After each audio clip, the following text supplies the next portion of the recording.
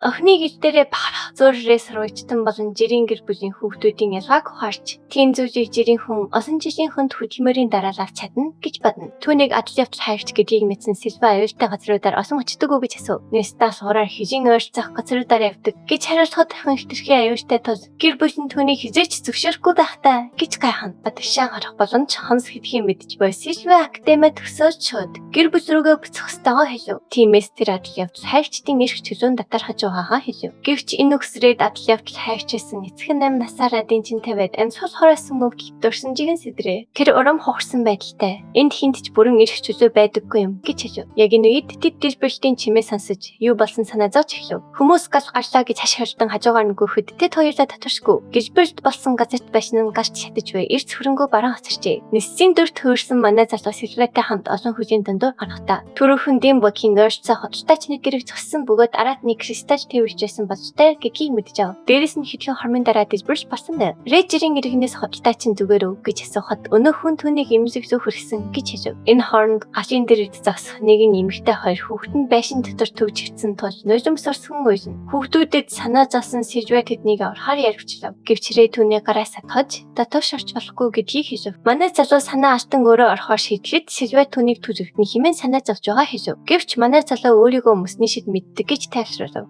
Тэгээд Рэ галыг унтраахын тулд Фростон шид ашиглав. Түүнийг шиддэн байсан Сильва гайхах хооронд гал алам галзуурч. Рэ өөрийгөө мөсөн давхраар хамгаалаад байшин руу орсоо. Цаг бага байсан тул гэр мөсний хүчийг тасралтгүй ашигласнаар манан дуусаж жинхэнэ дүр төрхөн илэрхүй гэхээс айж илүү хурдан хөдлөх хэрэгтэй гэж үзв. Тэр даруулгын мэлмэгийг төвчүүлж дээд давхарт байгаа хүүхдүүдийг оч хараа зогтохгүй байгаасэ гэж найдав. Энэ хооронд гадаагаал газар хурдаар тархаж ойр орчмын хүмүүс рүү чулуунууд нурч эхлэв. Тэр чулуу яг нэг хүний толгой дээр унах гэж байв. Яг тэр мөчид хин нэгэн галыг унтраахаар усан могоо шившлэн ашиглав. Тэр үед Сильва цэргийн дөрөв тоцтой хүн нь түүний ахуулахыг таньж баярсан хөөрөв. Тэр усан хүчээ ашиглангаа ууцлгүй уджээ гэж хэлв. Галыг тэр хэмжээгээр хяналтандаа асан Рэ хүүхдүүдийг хэсэн минь даварч байшингаас гарч чадлаа. Ээж нь хүүхдүүд рүүгээ гүйж Сильва Ренеснес гэж дуудан зүгээр үү гэж асуув. Манай залуу дотор хинч үздэггүй гэдгийг нэвтлээ. Үүний дараа Сильвагийн ах бостойгоо дуудаж туслахгүй юм уу гэж асуув. Охиныг гайхшруулж дахин 3 хан гарч ирсэн бөгөөд тэдний нэг нь хата өөр шиг нь хордон биш таж өсгөө болохгүй. Тэр гурав дүү охинтойгоо мэдлсэн бөгөөд гайхалтай тэтгэр 3 хан мөн өсөн шин чанартай байсан тул өөр чадвар ашиглан үлдсэн галыг унтраа. Үүний дараа тэнд ирсэн Хүлэг Баатар галыг аюул тарихаас өмнө дамжихад тусалсан Сильвагийн хад талархав. Гэрж хаан энэ бол юу ч биш бөгөөд амнасаараа дэнчин тавьж хүүхдүүдийг орсон нөгөө шидэн талархах хэрэгтэй гэв. Гэвчрээ гинт алга болсон толаахан Сильвагаас хэдхэн секундын өмнө энд байсан хүн хайцныг асуув. Манай залуугийн оноо дуусах төхөж жинхэнэ төрхөндөө хувирсан тул гэр дараа цогтох шаардлагатай болсон болтой. Хүн дээр амьсгах Рэ хүүгийн ирмэгтэр байлаа гэж бодсон ч яг цагтаа цогтож амжжээ. Гэсэн хэдий ч тэр нэг зүйлийг мэдэж авсан бөгөөд систем түн шинээр асан хоёр ур чадварыг харуулхад амнасаа аюул даруулснаар шин чадвартай болдог гэвчээ бодлоо. Түүний шин ур чадвар болох хэмжээс void нь эд зүйлсийг хадгалах, буцааж явах хорон зайг үүсгэх боломжийг олгодог шиг юм. Рэйн чадварыг Ниссийн дүр төхөөраагүй үедээ ашиглаж өөртөөгөө холбоотой бүх тоног төхөөрөмжийг тэнд байрлуулахаар төлөвлөж байна. Нөгөө нэг шигшиг болох манай хуваалцах үед манай залуу байхдаа өвхийн ирмэгт байсан госон нүртэ авардаг байснаа дурсан бөгөөд тэр үед тэр хязгааргүй манатай байжээ. Энэ шигшиг одоо төдийшн төс болохгүй гэдгийг хүлээн зөвшөөрсөн ч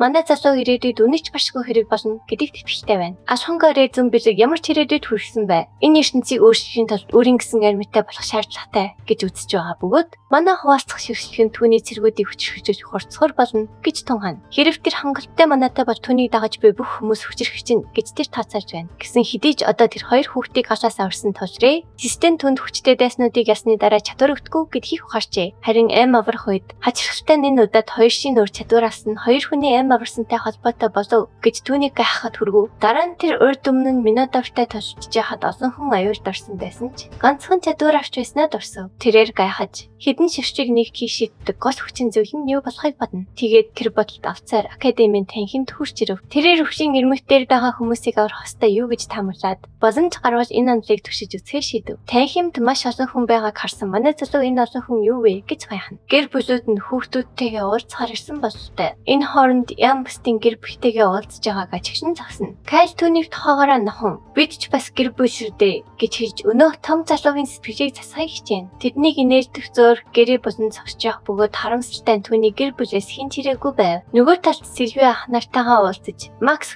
ийм өндөр болсныг яагаад өөрчилж чиглээгүй гомдсон гэсэн. Тэгтэр том охин түүнд гинтийн бэлэг барихыг хүссэнэ гэж. Эцсэн Макс хамгийн сүүлд уулзсанаас хойш 2 жил өнгөрсөн тул зүгээр мэдчих нь удиртай штэ гэж бодно. Гинт Сильвиагийн харц нэг хүн дээр тосож хацар нь улаахад том охин найзыгаа олж хараа юу гэж асуув. Тэгээд тэр улаан өстэй хөрөг хулгайсан харангаарыг дуудав. Том охин түүнийг нэгдүгээр шатны том жиргэх хүү байна гэж танив. Энэ хооронд Рэг харсан Макс баярч өвчийнх нь өгүүлбэр болгондоо дурддаг залуу мөн эсхийг авсан. Тэр астай залуу хэм байсныг гайхажсна хийв. Хөөхий Сильвиа гэж Сильвиарыг сайн гэдгээ санамсаргүй мэдгэцэндээ сандарч орхив. Тэр үед өргөж нөхөрсөг байдаг Макс Рэйтэй уулзаж дүүг нь асарсан талархан дотносхыг санал болгоно. Рэй баг зэрэг уурсан харагдах бөгөөд Сильвиа хаяхаа өмнөөс түүнээс олширдаггүй. Мөн тэрээр Максыг заримдаа ширэн байдгийг ичингүүрэн хэлж тэдний өөрийнх нь ахнаар гэдгийг ичлэв. Нөгөө тэгвэр том ахт нь Рэнгар хасан ачтан гүнзгий таашаагдаагүй байв. Гэвч дүүгийнх нь халамжилдаг хүм учраас тэрээр энэ мэдрэмжээ мартаж ийшдэг бай хичээн. Яг тэр үед том ах нь өөрийгөө маш гэж танилцуулаад улаан өстэй хүүгээс дүүгэн цаашид халамжлахыг хүсв. Сильвиа нүүр нь улаан гэрээг нь тасалж өөрийгөө асарч чадна гэж хэлнэ. Маштай гар барих үе дээрээ түүний хэр хүчтэй мөн мананд барах хүсгэжгүй гэдгийг мэдэрч чадав. Рэй Сильвиаг төрөлхийн өдөртөгч бөгөөд ихэнх хугацаанд тэднийг асарч байсан гэж магтахад нөгөө хоёрхан шалан минэрдэв. Энэ үеэр тэрээр өөрийн хоёр ах охин болон Жакер нарыг танилцуулж тэднийг маштай аж цэргийн албанд байдаг гэв. Дараа нь тэрээр ах Максигаар олон шидэт академид сурдаг гэдгийг хэлв. Макс хэрвээ ярьж чадвал дэлхийн талааны тэмцээнд уулзах боломжтой баяртайгаар дуулгана. Гэвч тэрээр түүнийг Росендад сурдаг гэдэгт итгэж чадахгүй гайхаж санаанд оронгүй хариу үйлдэж үзэв. Макс түүнээс Росендад сурдаг найзаагаа эсхийг асуув. Рэй төвчээр алдан түүнээс Эми гэдэг гихнийг мэдхүү хэмээн сандарч асуув. Нэрийг нь сонсоод Макс санахыг хичээсэн ч Росенд нь наван шиг том хот учраас сайн итгэвчтэй биш байв. Рэй зөвхөрсөн байжтайгаар түүний бүтэн нэрийг Эми Блүүд гэдэг бөгөөд сайхан ослоор нас барсан тухай хэлж ямар нэг зүйл мэдэх эсхийг нь асуув.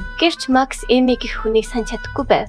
Тэрээр буцаж очиод сургаж үзээд ямар нэг зүйл мэдвэл Сильвиа дуусгах гэж амлав. Үүнийг сонсоод Рэн царинд урам хугарсан шинж тадарч Максин гаргасан хичээл зүтгэж талархав. Тухайн мөчид агаарт нэгэн хачин уур амьсгал бий болов. Маш ах нартай цаг багуулсан. Мөн авсах хүлэг баатарч тэрний тусламж хэрэгтэй байгааг яаралтай мэдэгдэв. Тэрээрээ болон Сильвиа хоёрыг амархыг хүсв. Сильвиа тэдэнд баяртай гэж дарлаад тэмцээн дуусахаар академик тойрогч үзүүлнэ гэж хэлв. Тэр хоёрыг холдон явхад маш тэднийг анхааралтай ширтэж Максаас дөнгөж сая хот хэлсүү гэж асуув. Сандарсан харагт Макс Ред эмийн талархаж хэлснээ хүлээв. Тэрээр тэр охины талаар юу хийхийг мэдэхгүй байгаагаа хэлж хасаа явах ёстой гэсэн. Энэ үед маш түүнийг зөв зөв хийсэн гэж тайшруулв. Тэрээрийг маш хүчтэй аюултай хүүхэд бөгөөд тэднээс огтхонч айхгүй байгаар дурчлаа. Түүнчлэн түүний толгойд юу болж байгааг тааж мэдэх аргагүй байв. Үүний дараа Макс хасаа Редээ орооцол постээс хэрэгтэй эсхийг асуув. Маш хатаагаар заагаа барьж нөхцөж байж хэрхэн эрхийг ажиглах нь зөв гэж бачив. Үүний дараа дүр зураг шигшээ тоглолцоо шилжих бөгөөд орцогчид хүлээлгийн өрөөнд байгаа бололтой. Кайж болон Монк нар баг зэрэг сандарч байхад Сильвиа эхний тоглолтод Жэгийн эсрэг тоглох тул бүр чиг сандарч байв. Сэтгэвч нь маш их төгссөн Сильвиа үнэхээр их сандарч Рэгээс царайд нь мэдэгдэж байгаа эсхийг асан. Гэвч Рэй түүнийг тайшруулж өргөж тулдаг шигэж байхыг хэлв. Түүнчлэн үр дүнд нь ихрхийг санаа завгүй байхыг зөвшнө. Энэ үед Сильвиа дэлхийн тулааны тэмцээнд үнэхээр оролцохыг хүсэж байгаагаа илэрхийлв.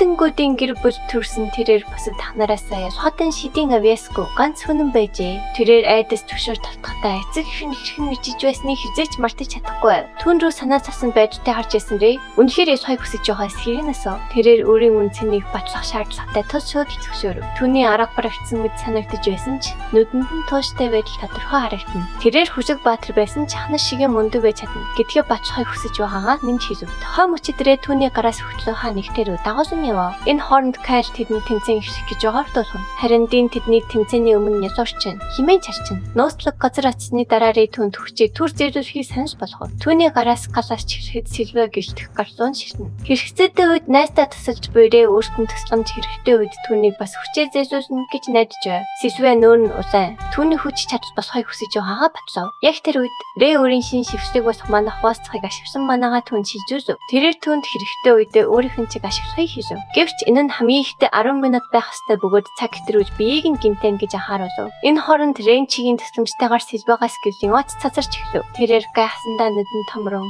Рэй хүмүүсийн хүчийг шингээж авч чаддаг гэж таамаглав. Бодоод байхад тэрээр өмнө нь хин нэг ийм техник ашиглахыг хизээч харж байгаагүй. Бас ийм шившгийн талаар сонсож ч байгаагүй аж. Эргэлзсэн Сильвиа Сэлвэ түүнд нэгээрээ ирээд байгаа өөр хичнээн нууцаагаа бол гэж гайхна. Нөгөө тэгүр шигшээ тэнцэн ихрэхэд бэлэн болоод эхний оролцогчоор Жэгэрийг гарч ирэхэд хүмүүс маш их баярсан хөрөв. Түүний өрсөлд бичин 2 дугаар дамжааны охин учраас хүмүүс түүнийг өшөөх болов гэж гайхаж байлаа. Яг тэр үед Сэлвэ болон Жэ нарын тасаан ихсв. Тэдэнд ямар ч тоног төхөөрөмж ашиг сая зөвшөөрсөн бөгөөд хоёр ахлах Хүлэг Баатар тэнцэнийг шүн. Хэрэг ажныг талан өвчийн аюултай цэвэрлэдэд өртөөж тэнцэнийг зогсоохон тулд бүхрээс хүчээ дайчихна гэж тайлбарлагч мэдэгдэв. Мөн тэд үр дүнг аль болох хурдан зарсах болно гэв. Үүний дараа хоёр оролцогч хоёулаа талбайг гарч ирэв. Сэр Винфорд Жэгийн талд, харин Сэркэс Сэлвэгийн талд загслаа. Толгой нэгшихэд Монг Сэлвэ гэж чадах болов гэдэгт тэрэлдэж байв. Гэвч Марта итгэж найдвараа алддаггүй. Түүний хэр хүчтэйг бүгд мэдэх учраас гарцаагүй ялна гэж итгэж байлаа. Түүний хүчийг үл харгалзан дин үнийг үнэн гэдгийг хүлээн зөвшөөрөв. Гэвч тэрээр өрсөлд бичин том булчинлаг аврах биетэй Жэгэрийг гэдгийг сануулав. Тэгээд түүний богших хүчтэй хэмээн дүнжээ. Локи дэнтэй саналныг бич байх хооронд Жэг өмнө нь хүнд бэртэж байсныг санав. Гэвч тэрээр бүрэн идэгсэн бололтой харагдана. Сэлвэд хүчээ зээлүүлсэн ч гэсэн тэрээр өөрөө хангалттай чадвартай байж Жэг аж чадна. Гинт тэрээр Жэтэй харц толгоров. Аврах бие тхүү огтхонч эргэлзэлгүй талбайд хашгирч Сэлмэ далайн хөдөөж өвшөв. Тэрээр бассаасаа энэ ахинд яригдахыг хүсэж байгаа эсхийг асуув. Харин Рэй тэр тэнийг юу хийж байгааг бодоод бага зэрэг сандарч архив. Жэ бас гэж үргэлжлүүлэн дууцаараа бөгөөд Рэй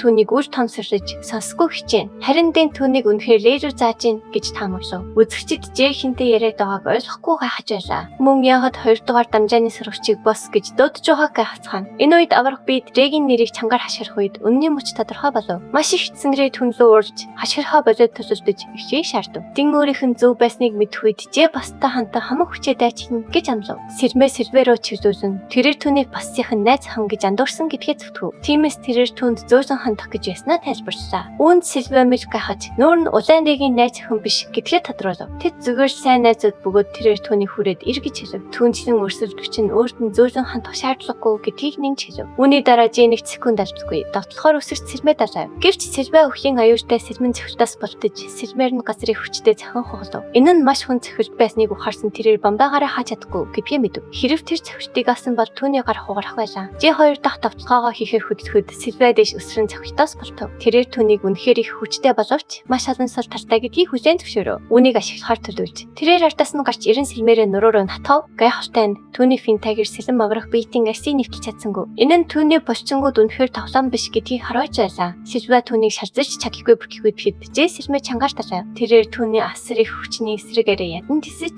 бамбаагаараа хаав. Яг тэр үед Сэлвэрийн өөрт нь зээлүүлсэн хүчийг ашиглахаар шийдэв. Гэвч бамбай нь өөрөн бүтэх үед тэрээр хойш шидэгдэж цааш рүүцлэх чадсангүй. Жэ Сэлмэний цэвэрлтийг тисэж бүдэрсэн ч тэр өөрийгөө барьж хөлөөрөө газар бат зогслоо. Яг тэр мөчид тэр Рэгийн хүчийг ашиглав. Тэр 10 минутын дотор үүнийг хурдан дуусгахаар шийджээ. Түүнээс галдварлахэд Жэ түүний огт өөр болсон орыг хараад нижээд гайхаж тэнцэж сонирхолтой чившгэд доотч ившив. Бамбаага шидсэн Сэлвэгийн хүч хормын дотор нэмэгдэх шиг болж тэр Жэ дүү маш их хурдтайгаар өсөрсөн тул өнөөх залуу хүртэл түүнийг гүйцэнгүү. Гэвч Жэ түүнийг дутуу үнэлж энэ хурдан цэвэрлж өгөхөд хангалтгүй гэж бодно. Сэлвэ дэндүү хурдан хөдөлж явах шиг санагдсан тэр гинт анхаарлаа алдсан бөгөөд түүнийг ардаас нь гарч 90 Сэлмэрээ гизийг нь дүүрч цус өрсөх үед залуугийн баяр хөөр бовнхон байлаа. Мэж гайхсан түүний нүд шоконд орж томрон сүүлийн үед юу болоод байгааг хаж арараасаа ингэж гайхаж байгаа да. Азтай цогцлынхаа талаар өгнө. Нөгөө талаар Жэн ангийнхан болох чирэж бас Сэлвэ өнөөх том залуу гэмтэж чадсныг хараад мэж гайхав. Түүнийг ийм хүчтэй байна гэж бодоагүй. Харин дэлбэр дүүний хийж чадах ганц 2 дугаар курсын Рэш гэж итгэж байсан ч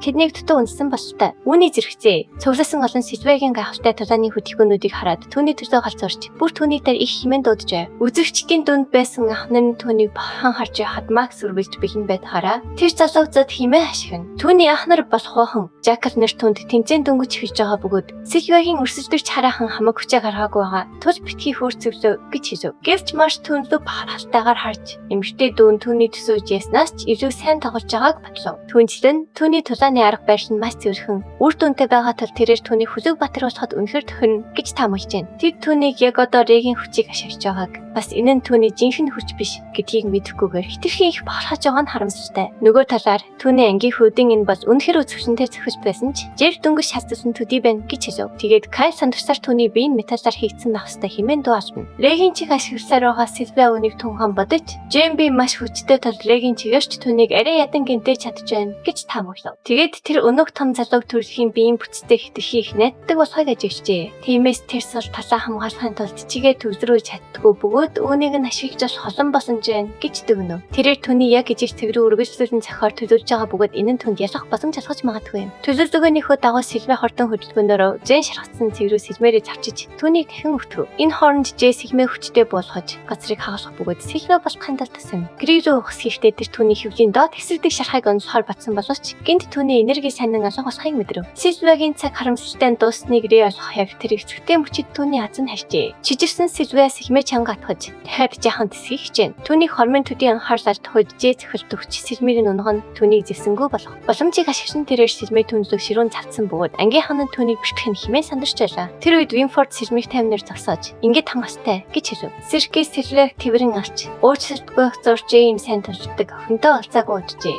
Тиймээс жаахан хитрхийг хөрсөн хэмээн өөрийгөө зөвтгөв. Үүний дараа шүгчэд ялагчаар Жэгрийг зарж цөвсөн олон түн дазах ташив. Тэнцээний дараа Монг Сильвег тэдний мэдхээс өмнө ийм хүчтэй орсон гайхаж Жэд хожигдсан харамсалтай байна гэж бодно. Тэр хожигдсан ч Гэлээ Марта түүний 3 дахь курстээ орох үедээ Жэг давж харч чадна гэж итгэжээ. Гэсэн хэдий ч тэнцэнрээ болон Жира нарын хооронд үргэлжлэв. Найзууд нь түүнд амжилт төсөх бөгөөд байрлал руугаа алхаж би. Манай залуу Жирэг өөрөө шатааж алсан тал ирэхгүй гэдгийг мэдчихлээ. Гэвч тэрээр зүгээр дүүрээс ихийн тулд тийшээ очих хэрэгтэй байв. Рэдэ тарахтаа Жэг түүний найз Сильвег нэгээд хүчтэй юм хэмээн мартна. Түүнийг бос гэж дуудах бөгөөд манай залууч мөн гэж боджээ. Рэ байрлалдаа завсах зур тайлбарлагчид Жирэг тэнцээний талбарт нэг даруй гарч ирэхийг шаардав. Хүмүүс Жирэг ундаа тасарсан уу эсвэл юу болов гэж гайхаж магадгүй яагаад цоцсон даа. Үнэхээр шившин юм хэмээн шүүгждэж эхлэв. Жирагийн ангийн ахын Чэри харигаас тэмцэн ихснээс хойш түүнийг хараагүй. Тул цүжийн үед харсан гэж хэлсэн. Гэвч харич бас түүнийг хараагүй гэж хэлэн татгалзав. За, Жира орс сүрэггүй алга болсон мэт харагдаж байгааж бодит байж дээр тэр манай хол дүрийн гарт төсөлтөөгөө нүүр талсан. Энэ хооронд хасах хүлэг Баатар нар Жирагийн эзгүй байгаа хэлцэж байгаа болтой. Үзэгчид бүгдээрээ түүнийг хүлээж байгаа Жира гэж төрн химбэ хэмээн бодож үнээс олж галзаарч байгаа шиг байна. Яг тэр үед Жира тэнцэн дэрээгүй тус хасагдсныг зарч Рэг шууд явшигчаар тодруулав. Үүнийг сонссон олон түмэн сэтгэл дундуур хацарч үүнийг бүгдийг нь цохон байгуулалттай хойрмог зүйл гэж үзв. Нөгөө талаар Марч бас Регийн тулааныг үзэж чадахгүй гэдгийг мэдээд найдвар нь тасарсан бололтой. Харин Макс сэтгэл дундуур санаа алдан ирээдүйд биенийхээ эсрэг гарч магадгүй тул түүний тулааныг үнэхээр үзхийг хүсэж байснаа хэлээд өөцөндөө өгөх гэж байна. Үүний дараагийн орцогчд болох Бажир самар нарыг тулаанд дуудав. Гэвч Бажир өмнө нь түнгүүгээрээ тустай тулдаж байсан тул их слатгүүгээрээ нэг их өөртөө идэвчтэй биш байгаа бололтой. Тэд өргөж хамт байдаг байсан бөгөөд нэг сойстондоо хэрэлдэг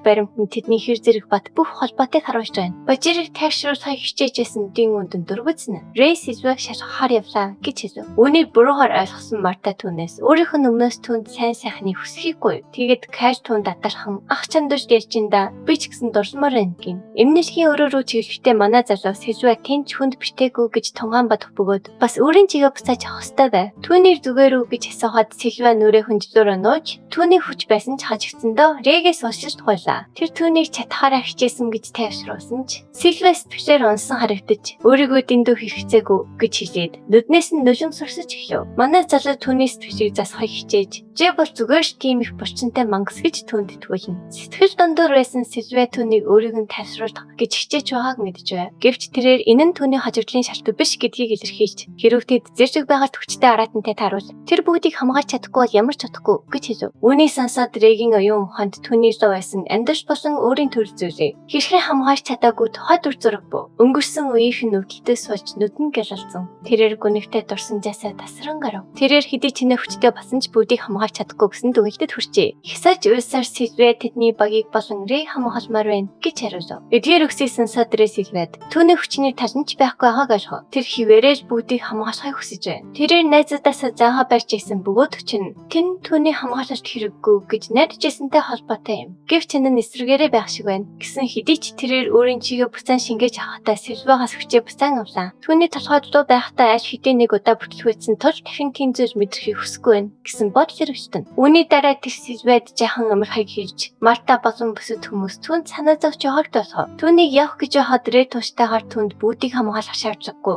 Учир нь энэ бол миний ажил гэж төвөрч хэлв. Үүнийг хэлээд тэр гарч чадах бөгөөд Сильве ичиж улаан сандарна. Нөгөө талаар тэмцээний талбарт үзэгчид 2 дугаар курсынхын ясны мэдээд үрдэн дээр анхаарлаа хандуулж энэ бол анхны жинхэнэ ялалт гэж үзэж байх шиг байна. Сонирхсан Рэйхийн ясныг гахаж байтал Кайл 3 дугаар курсын нэмэгтэй Хүлэг Баатар найгаж байгааг олж харав. Винфорд кайшиг ясагчаар зарцах үед өнөөх залуу хижүүн инээн сэвсрээр найд тэрний болцоог мартаж босгохгүй сануулна. Мэдээж гинжээр ороцсон хөөрхийн найцсан байдалтай түүнийг зөвшөөрч өөрийг нь тавихаггүй. Үүнийг харсан Рэг кайш ясанд нэг их гайхсангүй. Үйл явдал усам чинжиж эвсэгтэй мөч явж байна. Дараагийн хэсэгт бүх зүйл эргэлт хийн. Дараагийн хэсгийг бусдаас төрүүлж хамгийн ихэнд үзхийг хүсвэл дэвшсэн дэх төрийн банкны данс руу 5,000 төгрөгийн хандив хийгээрэй. Тэгвэл дараагийн хэсгийг тань. Нэн даруй гаргаж өгье. Таашагдсан бол лайк дарч, сувг сум маань заавал бүртгүүлээрэй.